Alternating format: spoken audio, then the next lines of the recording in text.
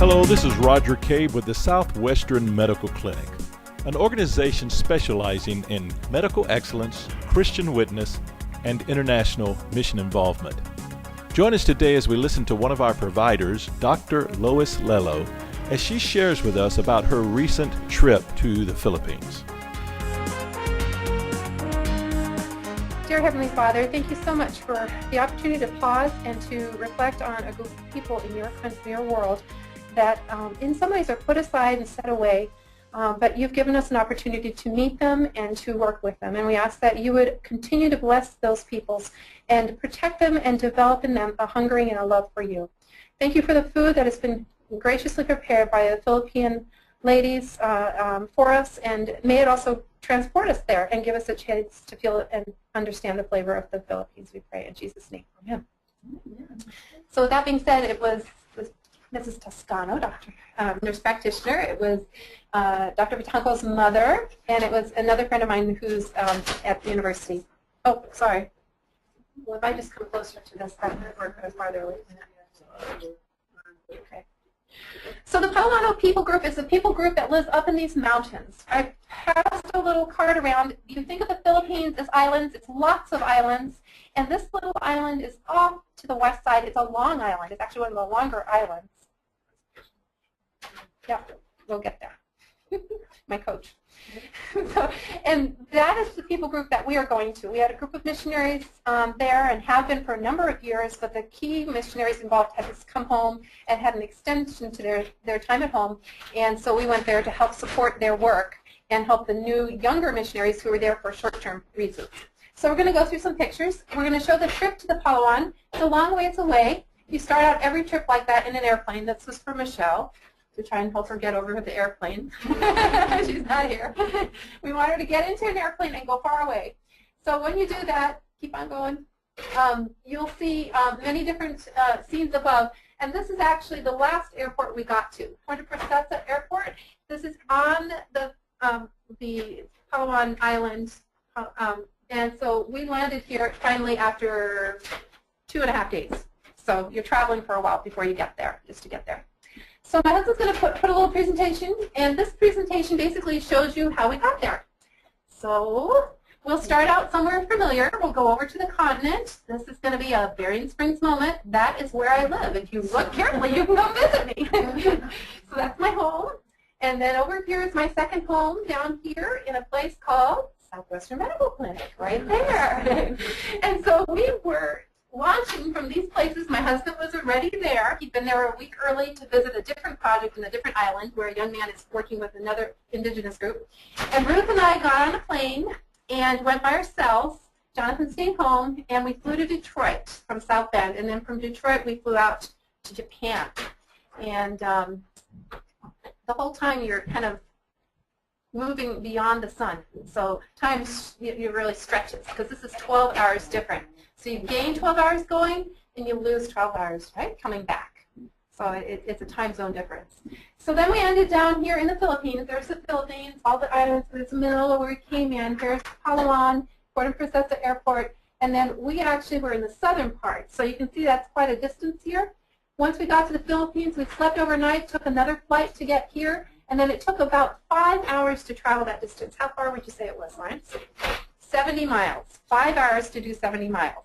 So that gives you a little interpretation of what the road looks like. So there's one road that travels down, no other roads on this side, there's one on the other side, and it travels down to a place called Brooks Point, which is an interesting town. It's got quite a few little resources. It has its first supermarket that was just installed. And then we went out to the trailhead, ultimately, and then we hiked from the trailhead up into the mountains. And we'll have a few key points, and then during the presentation you'll see those places come by as we talk about them. So there's the villages as you pass in the kind of the midlands. This is considered lowlands, and then you have highlands. And so you have to walk up through the villages, through the mountainside, to the top of the mountain. The second village, there's a place called the Big Tree. If you get here, you kneel down and have a prayer of thanksgiving, because it's just really steep before the Big Tree. Then you have to travel up a riverbed. It's not a huge one. It's a stream with rocks and boulders and things, and the trail kind of weaves backwards and forwards. And you go up a riverbed, and then you reach the peak, which is called the halfway point. and then you walk along the ridge. Sorry, honey? There's the riverbed, yep. You went back to it again. It's kind of hard to see, no river there, but we'll see the picture shortly. And then you go up literally into the clouds sometimes, and you go up to the halfway point, and then you're coming around the top of the mountain down to past this village, down to Camontian, which is the place we were, and this is actually the home we stayed in. There's some other points on here that we've highlighted that are there too. There's a swinging bridge that we'll talk about in a story in the future, and then there's a place called Consuli. You can see there's rivers that just cut down. This is the Tonlid, which is a major river that runs way back into the mountains. But everyone who goes into those mountains pretty much comes this direction. Right past our house, there's a little trail. And then they go down over the swing bridge or through the river if they're fording in different places, and then on into the mountains. Because we were 4 or 5 hours hike in, but there's people who are in further, 12 hours more. You know, so there's very, very remote locations. This is where they were. They're proud to be there because they never came down. They never submitted to the Spanish Inquisition that happened there. No, it's not Inquisition, but they're conquered by the Spaniards. Sorry to say that. No, it's okay. So they are the Native Americans in the Philippines, basically. They're the Native Filipinos, and they live up in the mountains. So where are you going? Is it finished? Okay, so we finished with that. So when we landed in Puerto Princesa, we luckily had a vehicle. So we were using this vehicle with the missionaries. It was parked there because they had left, and they left it parked there. And there were other vehicles on there. There's what they call the tricycle. It has a motorcycle and a single cycle wheel, and then they transport everything. I could have done a whole series of pictures of what you find. Pigs, children, people, produce, like all sorts of things carried. I thought this was interesting. It was a drugstore where everything is purchased over the counter, basically. We don't really have prescriptive things there.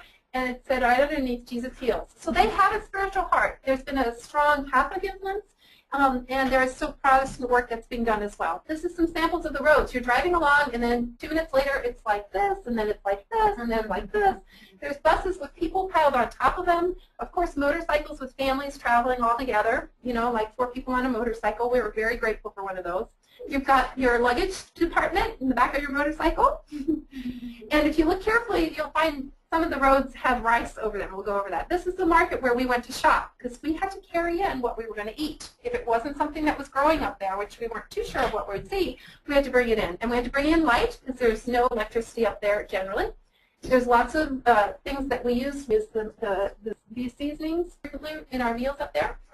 And then there's rice and rice and rice. And, you know, you go to the store or you go to the market, and it's like you can have all the rice you can eat.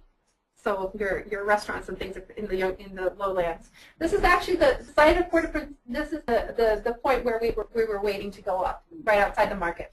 So that's what we were left with. We had brought 4 bags of materials over. Most of them were clinic-based. We took our defibrillator that was no longer needed. We took IV caps. We took medications. So we were probably about 6 of these for our clothing, maybe 5, clothing and food. And then the rest was supplies for the clinic. And this is the base home. I didn't get a good outside picture where the Georges worked from. So they always come back here, and they have someone there all the time. So someone in the lowlands, and then the team in the upper lands, they communicate and work with them. But this is the system they use. They bag it in plastic. They bag it in this fiber bag, and then they carry everything up on their backs. And we'll see some of that. This is the rice farm that they bought. They bought a farm because when these people come down, they really don't have a current up there, but they need help when they're down there, so they need money. So what they've done is create a farm where they can work and grow and be paid for labor so that if they come out of the mountains, they have a place where they can earn and pay for things that they need when they're down there. So that's what and actually right now we have a TB patient there because she came when I was there and she wasn't able to be treated because she'd lost contact so many times. They decided it wasn't worth going on and off so many times. So they made a commitment, she made a commitment to come and live on the farm and take her meds consistently. Now we can treat her because it was reversible, but she was suffering and wasn't getting better because she couldn't be treated up there. This is a major form of electricity up on the lowlands. It's just a wire posted up there, you know, trying to keep up. This is the farm itself. Keep going, Lawrence. This is the first day we went. This is the shelter that these 2 young men live on the farm. This is another shelter that is more of a traditional home, the thatched roof. This is the form of heating food. Most of them in the lowlands have a form of charcoal. The large shelter here, you'll see me another picture, is where they put their rice. And we were there during harvest time. So halfway through, a bunch of people hiked out of the mountain and went down there and harvested rice, which is labor intensive. We'll go over that. This is the shelter that they store it in because they have to harvest it, dry it, store it, husk it, dehusk it, and buy it. It's like the most intensive form of food that there is when it comes to labor intensive. This is the farmland and some of the rice goes up. So this was our last meal in the lowlands, our last shower, our last meal. We had a warm shower. Was that one warm? Not too warm. That wasn't too warm. The last warm one was in Manila.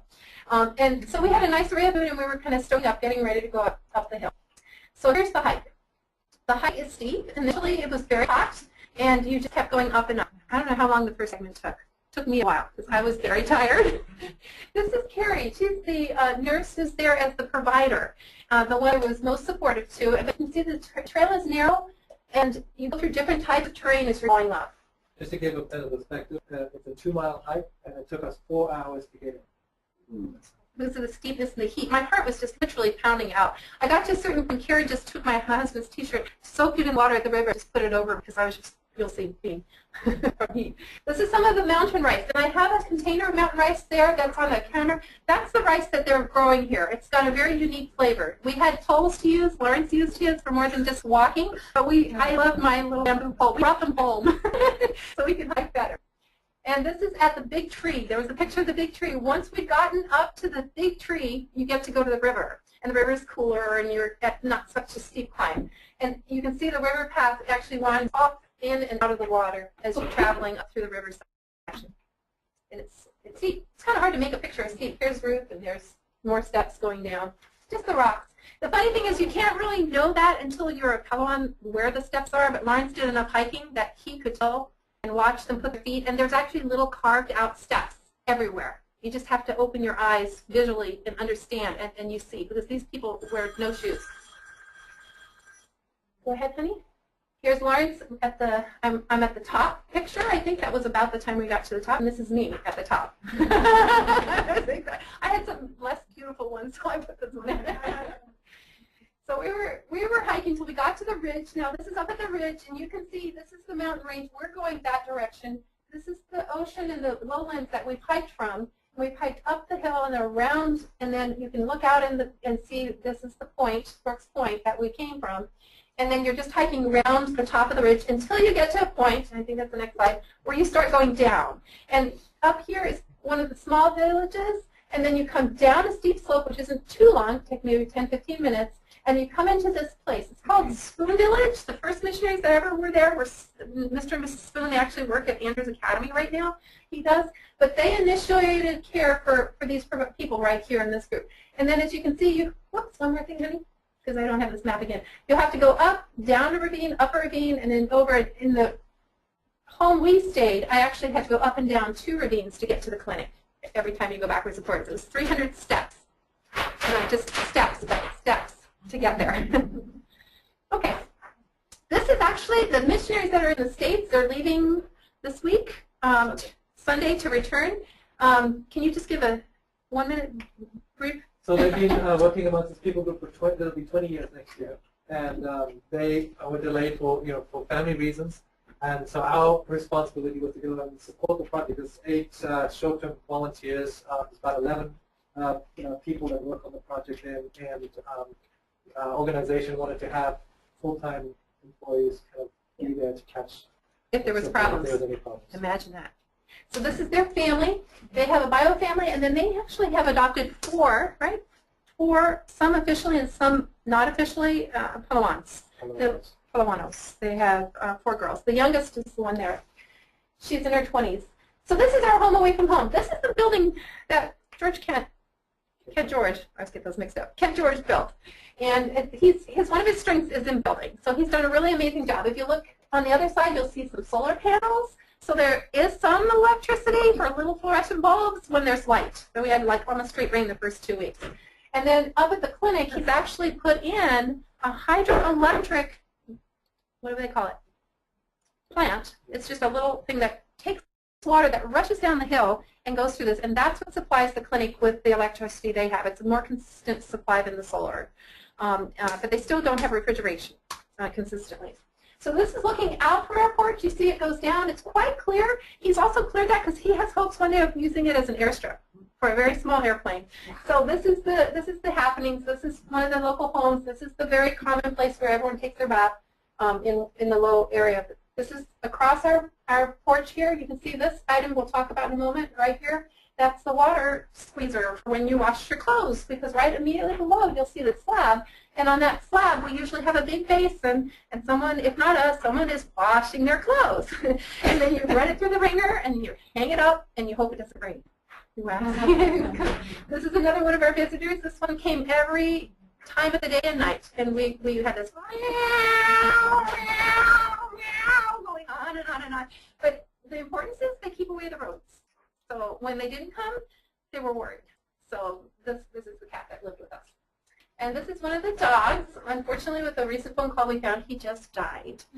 My daughter knows that he was the cutest puppy, and he gets woven into the story. His name is Kumba. Kumba. These are the buckets. Now these they carry on their head. I have a smaller bucket, but it might give you the idea. It's not the same, but the way they use that strap is they actually put it on the back of the bag on the back, and they put the strap over their head. Okay, and so they carry 70, 80, 100 pounds, sometimes more than their personal weight, in the back of these woven baskets, which would come down to here about. They're long. They're really long. They bring patients to the clinic. The TB patient came in one of these from the village where we went. That's over and beyond. They carried out an OB patient who was hypotensive in one of these. It's just unbelievable. The people are just extraordinarily strong. They are very strong. One of the standing jokes is you'll have male short-term volunteers that will be carrying their suitcases up and really struggling, and a 14-year-old high school girl will pick his 35-pound bag and hike it up the mountain without. Mostly, yeah, and barefoot. Barefoot. And mind you, everything is slippery because it's wet, it's muddy. We wore cleats. We use river shoes. We use all different kinds of things to get up there. But their cleats are their toes. Their toes just link in and give them traction when they're going up. So this is, I'm forgetting his name. No. Naftali. Naftali is a national who's worked in the project for a number of years. He was actually bagging up some materials to take out after one of the missionaries got hurt. This is our neighbor across from the porch. His name is Replik. He's a little monkey. He's on a chain, and he doesn't like people, except he got along well with Lawrence. So Lawrence actually got to the point where he could actually feed him out of his hand. So this is our pet monkey that we watched over. And then there's tons of chickens. I didn't get hardly enough pictures of chickens, but they're all over the place talking and speaking as soon as they wake up at 5. And then we had a parrot on our porch, too, and Ruth really enjoyed the animals. This is the main connection with home. We take our cell phones, we put a rubber band around them and hang them up and then put in a cord. And if the weather's right, we can get a phone signal. And Lawrence actually got a little bit of 3G in that, so he could do a little bit of emailing on his phone. Do you have a question? No? Okay. Inside the house, you can see what they really, really think they need. They have a very nice kitchen, a gas stove, water that runs. All the running water is just spring water that is funneled through pipes and then comes to your faucet. But you don't drink that because it has potential contamination. We'll go into that. They love books. They have a library there that they use quite extensively and loan out to the people that are there. And then Lawrence was working on his computer because he had to still keep his job up. So this is why I went. I went to be in the clinic. Right? I'm the doctor. I'm going to go help in the clinic. When I got there, everything turned around. It was like, whoa, this is different. Now, I knew it would be different at the non-mission trips, but this was really different. It threw me for a loop. I had a day where I just had to take time out because I was so trauma. It was trauma. Because when you go to the clinic, you, of course, have a different language. I said, we have a translator. No, but the only translator is the provider who is there taking care of everyone. Well, okay. Well, then I'll be able to help with some of the diseases. Well, no, these diseases are things I never see here. So we go to the manual, and we look at the manual and find out what symptoms are and everything. So basically, I became a mentor, and I worked with the provider who was there, and we would take time every time we could, and we would talk over this process, that process. How do you do this? What can I help you here? How can I teach you here? How can I help? Because she's basically a 2-year nurse who's been there 2 years now, and she runs the show. That's her job, and she's there sometimes by herself. Around the clock doing the IVs because they do have an inpatient bed or two, taking care of all the patients, handling the trauma, hiking them out. So this is Carrie. She was the one who hiked in with us. And this is our clinic. They have about 3,000, 4,000 charts, I think. They have this section here, which are in the past 2 months have come, so there's a smaller set. They've got their measuring. This room here is a pharmacy. They have to compound their own medications for the children. So they crush all their pills and make their own liquids, which are terribly bitter. This is where Ruth did her phone school in the morning. In their procedure room, that's where the second day I was there, Carrie was reading a book, and I said, what are you doing? She said, I have to pull a tooth. I haven't done it. And I watched her extract that big, wicked granny tooth, and she had to take it. It had been days, and the lady wasn't improving, and so we had the tooth extraction here. And then down this corridor is the back porch. That's another picture of the examining room that Carrie was in. This and another room here are both the inpatient rooms. So we can go forward. That's one of our inpatient gentlemen. He had pneumonia, and maybe, I think he may have TB, but this is one of the older patients, and this is the room. They're very basic. They have a bed on one side and a bed on the other side for the family member who will have to stay and cook. At the back porch, you have our sterilization center. So this is where we sterilize everything. So it's washed in soap and water, and then in this area, there's a little tiny gas burner, and everything else is sterilized in there, including the suture packs with a pressure cooker.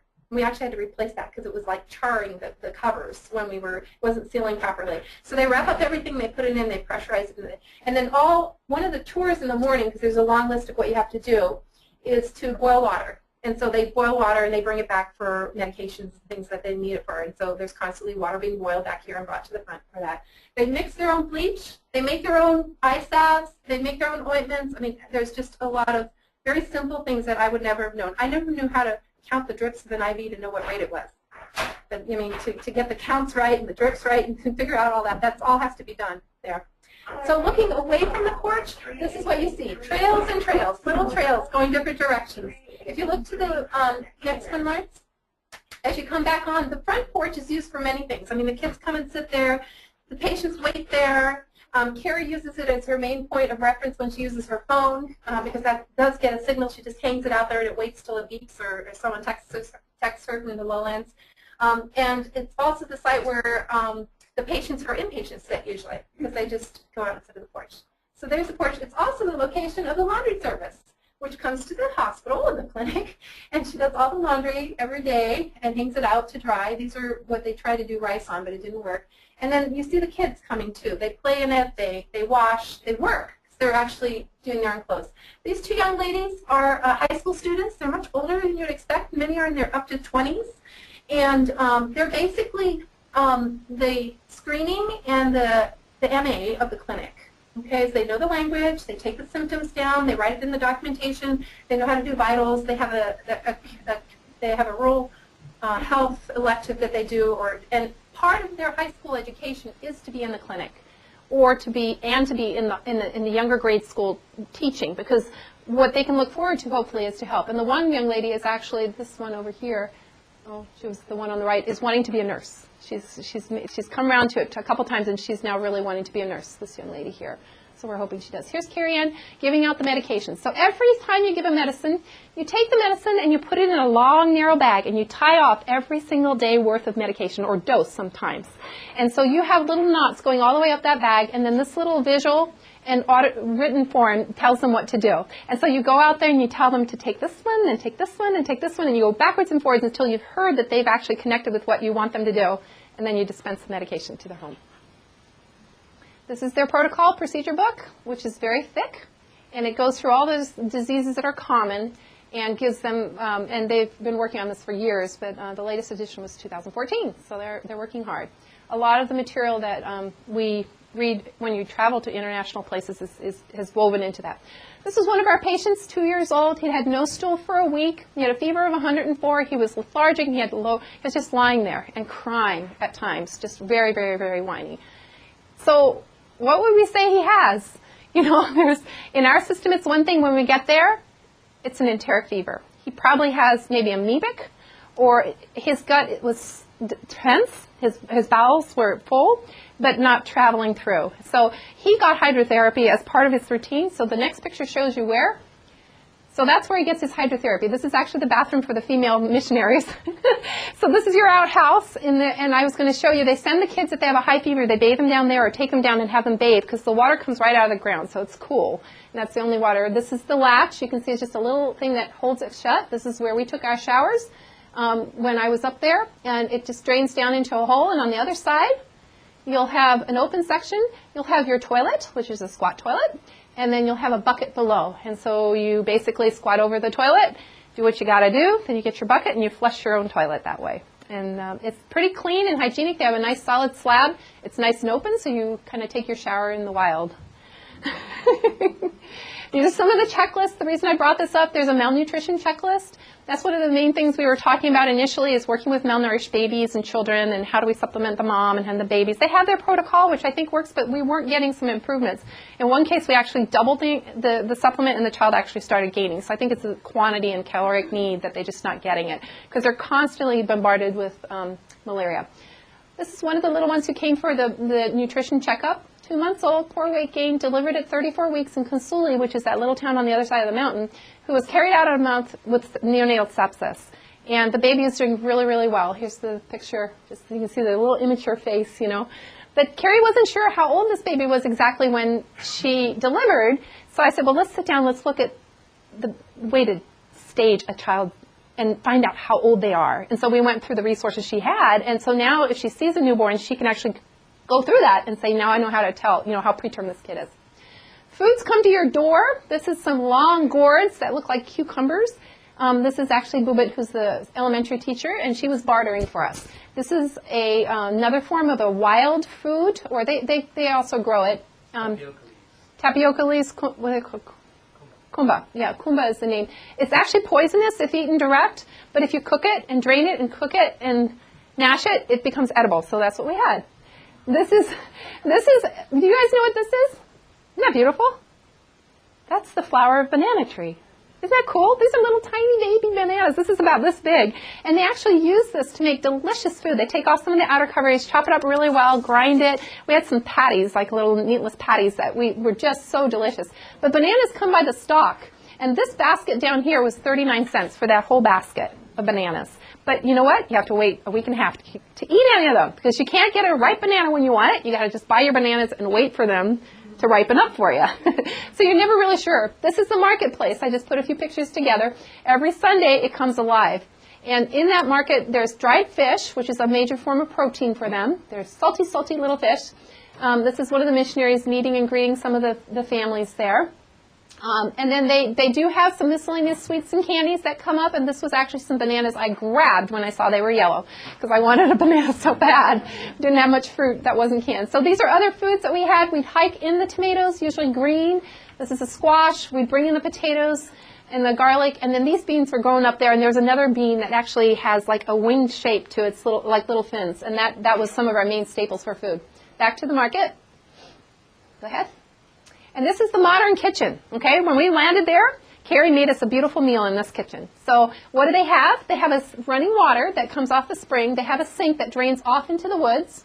They have a tank here where that water is placed and filtered in a ketidine. And then over here, you have a cook stove. And then they actually have a table surface they can work on. So here's the filtered water, and that's the pantry, if the cats don't get into it. This is the traditional kitchen.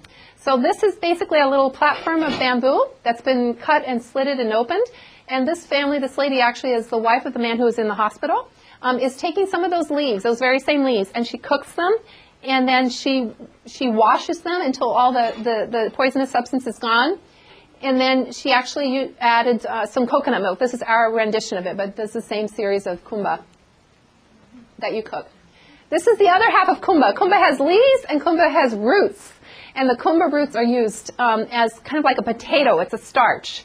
And so you can do all sorts of things. They come like this, and you have to use your tukao and cut the outer rind and cut it off, and then you get your root out, wash it, and then boil it.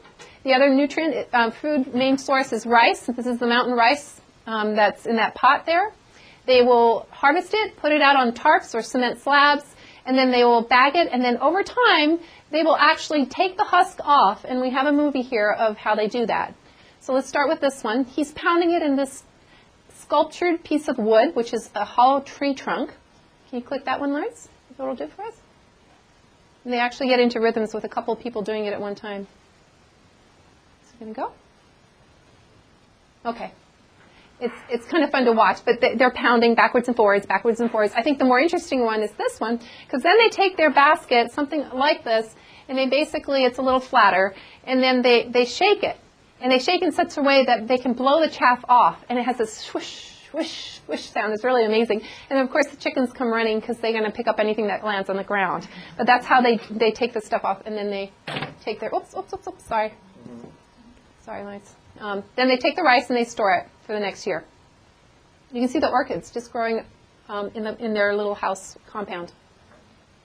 Go ahead, Lawrence. Let's try to do the movie. Church. We attended church pretty soon after we got up there. Church is the school. And if you look carefully, you can see their alphabet. They have a different alphabet in the sense that there are different letters to their language. They just, while we were there, received their first Bible in their language. They had a language of the lowlands, but they got their first translation for theirs. There's a men's study group at church, which Lawrence led out. There was children's classes. I don't think that one's going to work for us either. Oh, it is. You don't have audio on it. Are you plugged into anything for the audio? No. Oh, okay. So these are the children, and they're singing, and it's just a little grow, grow, grow kind of song, but it's hard to actually hear it. We can maybe play it at another time, but it was precious because you can actually hear the singing of the kids. So that's the little group of kids that would gather every service.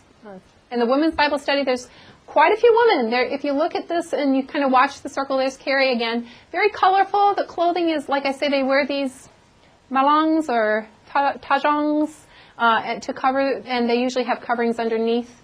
This is on the men's side. You always are segregated, and this is tribal in their culture. The men are one place, the women the other. They don't even know who's married sometimes because they don't even come together. You know, you might see the child running backwards and forwards. Parents don't even know when their children are born because they don't have a registry up there. They don't know how old they are. They don't always sometimes know the name of their child in the clinic. It's just very, very primitively kind of sequestered up there in some of the ways. This little guy was precious. He's one of the children, a child of one of the children of the Georges, and he loved Carrie's violin. He just, every time she would play, he'd run up there and he'd sit down there and he'd just watch her. It was just so adorable. And every time she sang, they just asked, or played, they asked for more. You can see the slats, and as we sang, the dogs would howl through the slats. They would join us in our songs. And then this is me and one of the young ladies. They're very tactile. They would come and they would hug or hold you very frequently, which is fine. Homeschool. In the lowlands, this is what Ruth's room looked like when she studied. She went and took a month of high school up in the mountains, basically with her things. So in the mountains, she would put her things together. This was one of her little, what do you call it? Mascots. She had biology, so she was learning mitosis up there. But at the same time, she was budding new friendships. These are two Filipino girls. Her Spanish class was right next to the well because the young lady who was one of the missionaries up there was Hispanic, and so she actually tutored her in her Spanish. And then this is the creative design class. This is what I'm wearing here, but as you can see, there's so many ways to use the same piece of fabric. You can use it on your side. You can use it to carry your baby. You can tie it at the top. You can use it as a skirt. You can drape it over your shoulder. And Ruth went haywire. She just loved being able to use these in different ways. When you're sitting and everyone sits a lot, you can cover yourself to be modest. So that's her creative design class. Those are high school students from the high school. And she was recruited as an art teacher. So in the elementary school, she got to teach twice a week as an art teacher, which she just loved. She thrived on that. So that is the high school. It has 3 rooms in it. It doubles as a classroom during church time. And then the one over here is the grade school, which they're needing to expand. Below that, there is another house, which is actually the place where the food is prepared for the children, because they provide breakfast and lunch for the kids, and they don't provide it, the kids prepare it. So they actually have kitchen duties and responsibilities. They actually cycle the children that are younger during the morning and the high school during the afternoon for classes, and then on the alternative time, they actually have responsibilities, work responsibilities to help support them. The younger children go home, the high school students stay there and stay there. Oh, one other thing on that. I wanted to show you the bell. There's an old garçon, which is a gas can, and you know when you hear that gonging, you know that something's happening, and you go to school. And this area here is a very open area below the schools where they line up, where they have recess, and the trees are just huge. This is a little boy, he's probably about this tall, standing next to the tree with all sorts of ferns. It was very beautiful. So these are her high school friends looking inside the high school. Go ahead. There's some guys too. I didn't get those. And this is what a printer looks like when it has no electricity. And the only thing you can do is a generator, and then the generator doesn't work because the gas can is broken. So what do? You IV hydrate with gas. So we hooked up an IV bottle, or bottles, and we put it down here, and we drip fed the generator with gasoline that had been carried up the mountain, and we got it going enough that we had electricity to print the little math sheets that they needed for the grade school. So that's what we did for our printing. Elementary school. This is Bubet and her husband. This is another child. They just got married last spring, and she's grown up in the mountain, and she's committed to being there. She's a wonderful person, and she runs the grade school. We have a short-term missionary running the high school at this point. This is the inside of the building. There she is up front. Lawrence gave a week of prayer. Every morning he'd come and tell a biblical story, trying to go through all the interesting stories chronologically, and they loved it. The back of the room has this drape, and when it's church, they pull it across, and that means it's church. When they push it back, it's school time. So they have other books and cubbies back there. And here's Ruth and her teaching, some of her things. Some of her art that she did with the kids. This is the group, and they did origami, and they did how do you tell the different places to do the face. This was one of Ruth's pictures. Then they did colors. Just simple things. And at the end, she made a test, and they had to do a test. And so she was very proud of her time there. Okay, so we've gotten to the stories. This story is not a story of them, but it is a story of them, of the Palawano. This is called Elias' story, and it starts out on the hillside right in front of our house. Saturday morning, we're heading off to church, and we're hiking down this hill, and we had been told that all the church was going to Kamantian on the other side of the river. But we got out there, and there's like a handful of 6 or 8 missionaries, no one else. And we're feeling a little discouraged, not sure what to do, and they said, well, we'll just go. You know, they're expecting us up there. There's a missionary that stays there and is so faithful, we'll go join him. So we start hiking. You go down that way, down the runway to the point where it actually drops off. This is about 3/4 of a mile from the house. And then it drops off, and you end up looking out. This is just before you go. And this is where we're heading, this little village way up here on the other side of the ravine, the river. And you end up traveling through a lot of jungle-like material. I think the next slide is jungle. Yep. So it's narrow little paths going over little streamlets, and you get finally down to the bottom, and you see this, which was built by some missionaries 2-3 years ago. Before that, they had a rope, and they walked through the river. Okay. This river is the Tamlan, and it was in flood stage. In fact, the day before, the girls had been through it. It was only like 2 feet below. So this thing is just churning its way through the mountain, you know, on its way down to the ocean. And so we had the spring bridge to go over. Well, the problem was when we got there. Well, the good thing was, as we got there, the church started passing us. All the people started passing us. So I guess they figured the missionaries would take a long time to get to there. So they had time to sleep in. So they actually started calling past. And there's a lot of the church, some of the church members on the other side, they're all watching something. So what are they watching? And this is what they're watching. They're watching Elias. Elias was one of our missionaries. He's a recently graduated physician from Morelos, Mexico. He'd had 1 year of service within the country, and he has a heart for missions and wants to do mission work. He had chosen to sign up and had been there 2 weeks, maybe 3 by the time this happened. We got there. He had a smile on his face, but he was obviously in pain. And the story we had is he was walking down the bridge. He was scooping up that little puppy that was on the step that no longer lives, and he was in cleats. And so when he went across that bridge, one foot slipped forward and the other one caught, and it went... And he actually broke right across both his fib, and his calcaneus, or heel bone, was fractured in many ways. Now, we didn't know that. I just know it takes me 15, 20, 30 minutes to get down there, and it took them 3 hours to hike him to the clinic.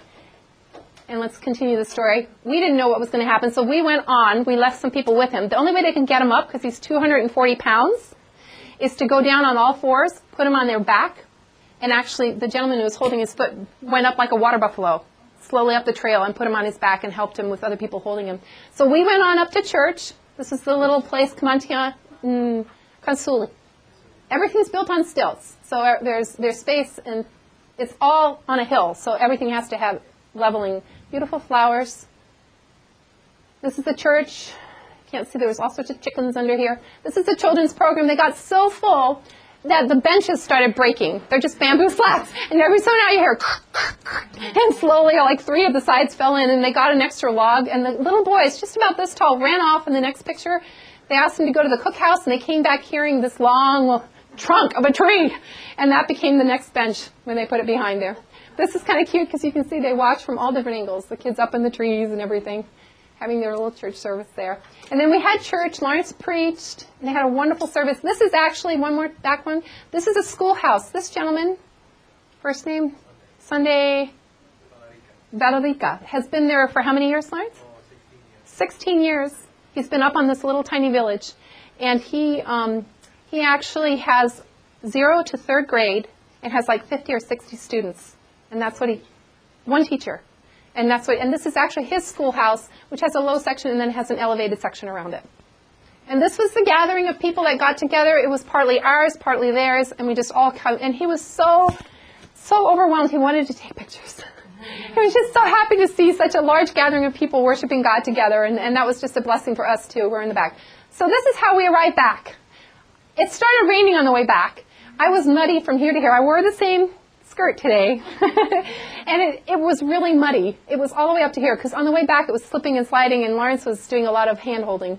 And we came from that side down and then back up the other side. But when we got there, Carrie met us running down the airstrip. She says, we've got to get him out of here. Elias has to get out of here.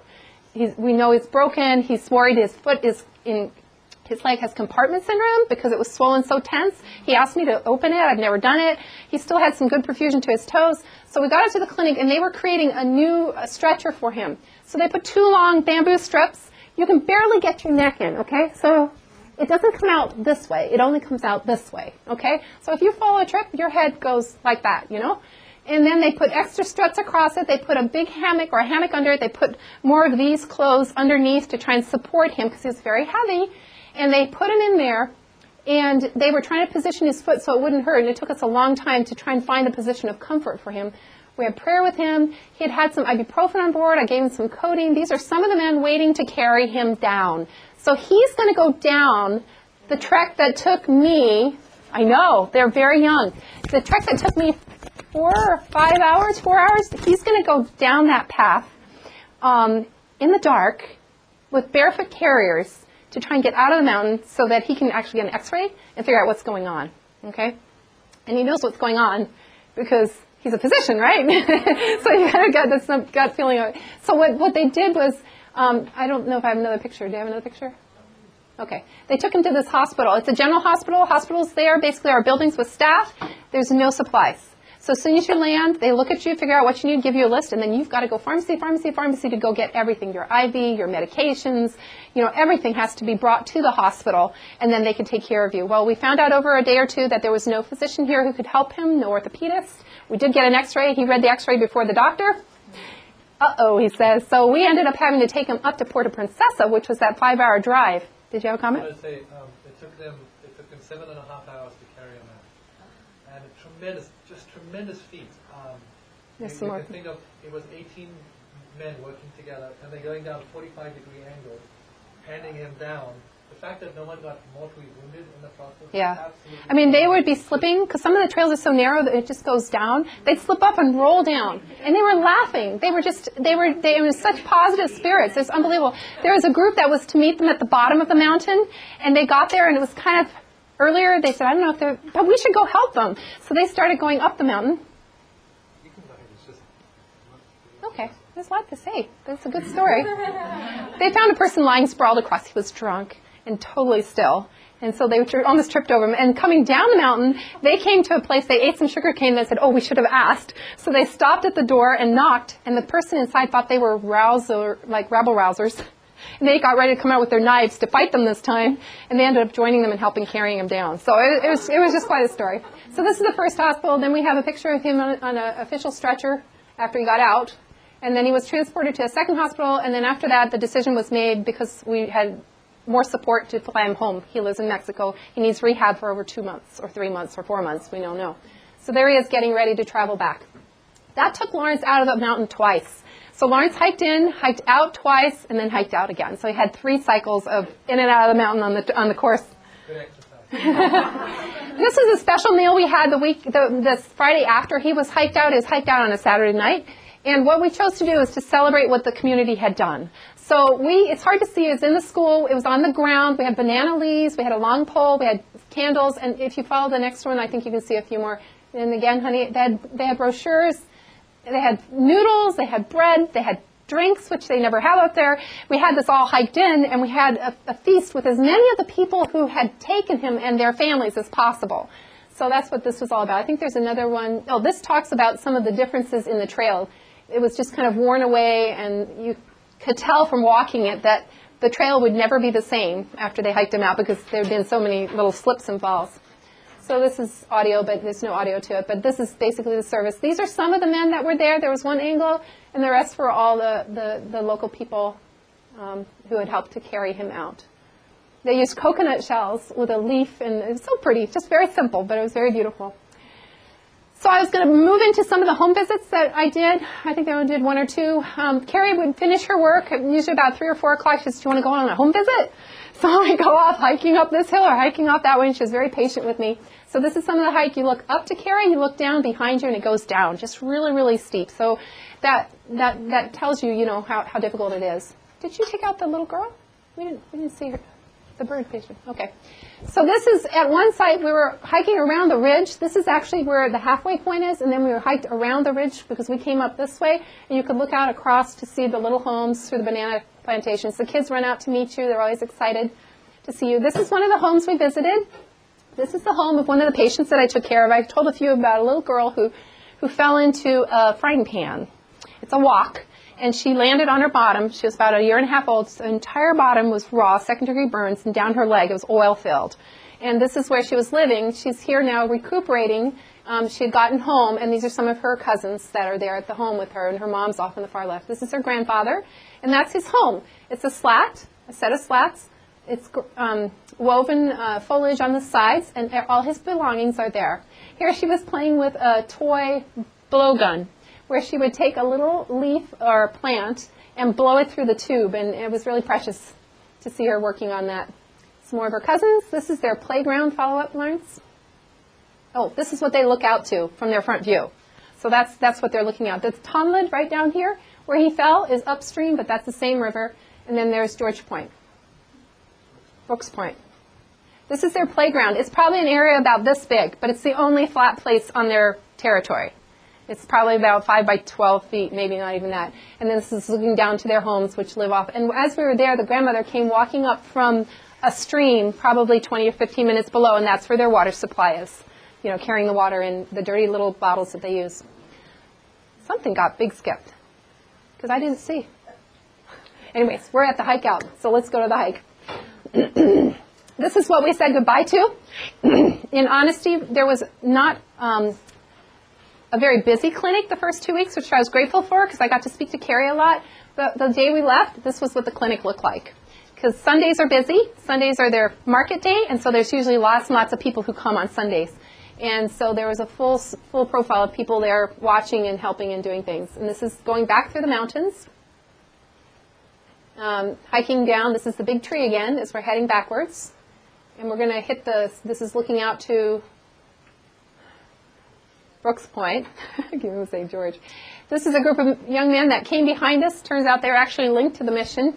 And Lawrence was making a phone call from that point, telling the people that we're going to be at base, we're going to trailhead at such and such a time. Please come and join us so you can be there and meet us and pick us up. So he's making his phone call. And then it was back down through the river. This is one of the river trail pictures. Ruth enjoyed that. She was nimble as anything, just loved it. Looking out at the big tree, out over there, we'll be hiking down past the rice again, past the water buffalo. What do they call them? Caribou, sorry, not water buffalo. Through the banana plantations, through the villages. These are some of the Midland villages. And then on down to the lowlands. This is where we met Naphtali, and he was starting to carry rice up because the harvest had been had, and he had gone down and he was bringing up 30, 40 pounds of rice, personally for his use, but that's how they carry it. We met the car, our chauffeur, one of the teammates, and we're going to just recap here with a picture that gives you the series of where we went, because some of you may not have seen the first one. So we went to the Palawan Island to work with a native group. We started at Berrien Springs, Michigan, where we live, right there. And then we highlighted where you guys are, where we are right now, our second home down in Niles, Southwestern Medical Clinic. It was a 30 some hour flight, because Ruth and I were by ourselves, and you fly from here, South Bend, to Detroit, and then from Detroit you fly over to Japan. And after waiting a little while in Japan, in the middle of the day, night day, you're welcome, you fly on to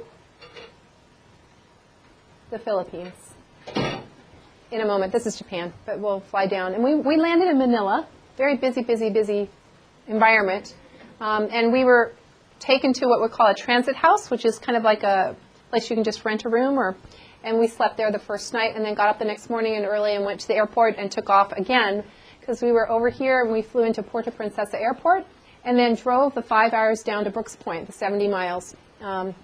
So it's a number of different series, and that's real common with missions. You have all these different series. I think what's not as common is actually, after you arrive, having to hike in. Because I've been on mission trips, but I've not been in a place where it's inaccessible except by walking for my main base. So this is Brooks Point. It has its own grocery store and a number of little shopping centers which are markets. But this is the trailhead among with some of the farming. And then you go up, what you just saw is coming down, but you go up into the first village, which we saw pictures of. And then you go up again. This incline is not so bad, but the last section is really steep before you get to the big tree. So the whole picture is this first incline, a big tree, a river hike, a walk around the ridge, and then on up to the village. And Lawrence has done it on Google Earth, so you can actually see what it looks like from Google Earth.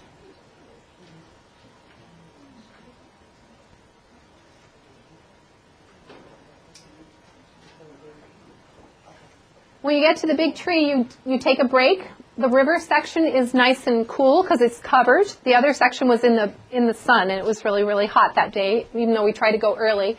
The river section reminds you of bouldering because you're just going from boulder to boulder and then up on the edge and then down again. And Lawrence had the experience of hiking out with a Pawano young man, and he had a beautiful spiritual experience reflecting on that, because this man knew exactly where to put his feet. And if you just followed him and put your feet where he did, even when the water was churning and flooding, there was a rock there, and he knew it. And he knew that trail so well that he could just nimbly make his way out, and Lawrence kept up with him, and that helped him hike out once really well. This is the village that we were in, Cabantian, and it's kind of nested on the side of the hill, and below that, a little lower on the slope, is the house where we actually stayed. This is the river where the young man broke his leg, and then once you're down to that river, you climb up the other side, and you come to Cabantian. Oh, sorry, Consuli. I keep saying it. Consuli is where the neonatal sepsis child came from. The little one they carried him from Consuli down. He was born up there at 34 weeks, we estimate, gestation. So that was our home. Next. So I asked Lawrence for a day or two of transition after we finished working hard. Because it takes you for a whirlwind, not being able to, adjust and then adjusting and then thinking about coming back home. And, we got home on Friday and I went to work on Tuesday. So I said, let's just take 2 days or 2 nights at least where we can just unwind and speak about this experience as a family. So the recommendation we had was to go to Sabang, which is in the north part of the island. It's very beautiful. There's all sorts of homes and places to stay. We stayed in more of an upper end place than I think we've ever stayed in before, but it was what we found. It was just like, Mommy, they came and they're serving us. She was really surprised by all this. But it was her 16th birthday, so we also said this was her gift. So it's a fishing area. Now they do lots of tourism. They have a zip line that's 800 meters over the ocean. They also have a large underground, if you go back, honey, there's an underground waterway that runs under this mountain all the way to this point, where you can actually go by boat. They did. I didn't. We went under the river, in the river. It's one of the 7 wonders of the natural world.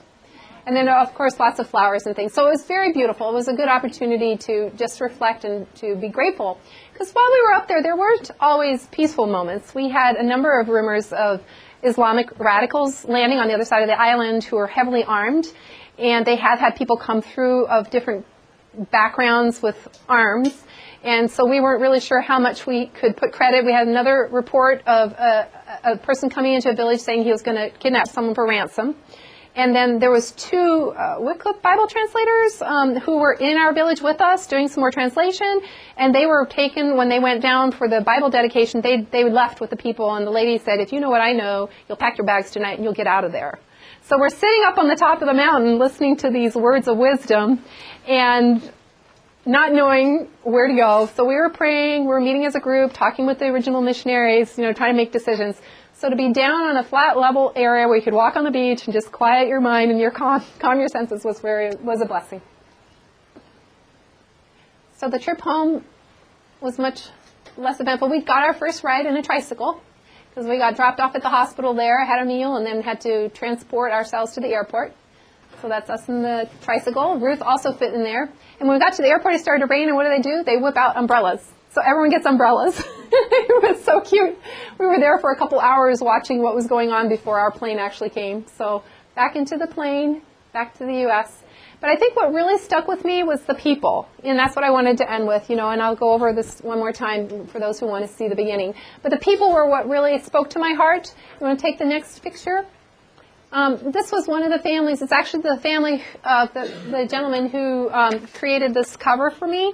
And just very simple but very creative. This man had put together a system to actually make a bevel and a billow. And what he did, in one day was just awesome. Just a creative man. This is a granny taking care of her grandson, living in very simple conditions, but very humble people that were willing to share and connect with us in many ways. One of the things that was fascinating to us was you can see the bamboo slats. And the way that they do potty training there is the kids just lift up their shirt and let go go to the bathroom right through the bamboo. And then, you'd be in church and all of a sudden, they'll take their tajong and just kind of mop it up and life goes on. So that was a bit of adjustment. and the puppies take care of the other half. Yeah. The dogs take care of the other half. Lois kept reminding us that urine is sterile, so we were grateful to know that, at least initially, I think.